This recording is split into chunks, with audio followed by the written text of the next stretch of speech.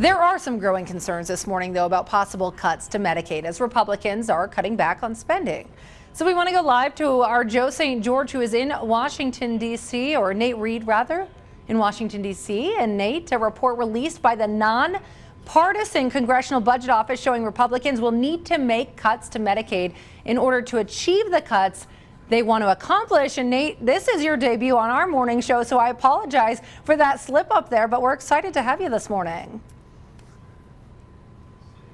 Bree, all good. I am a dollar store Joe St. George knockoff, but I can still answer your question. In terms of the possible cuts to Medicaid, that is something that Republicans have potentially floated. They've put that out in the open. They've passed so far a budget resolution basically calling for setting the goalposts for what they're looking to accomplish through their Republican reconciliation process. And basically what that means is they've said how much money they want to cut spending by and how much money they want to cut taxes by. So effectively, cutting taxes costs a lot of money, could add to the deficit. In order to offset that, they're trying to cut spending as well. So right now, they're working through the process of determining the finer points of that deal. But the nonpartisan Congressional Budget Office releasing a report this week requested by Democrats saying that they will need, in fact, to cut Medicaid in order to achieve the $1.5 trillion in cuts that Republicans are looking to achieve. And for that reason, Democrats are raising the alarm, saying that this is something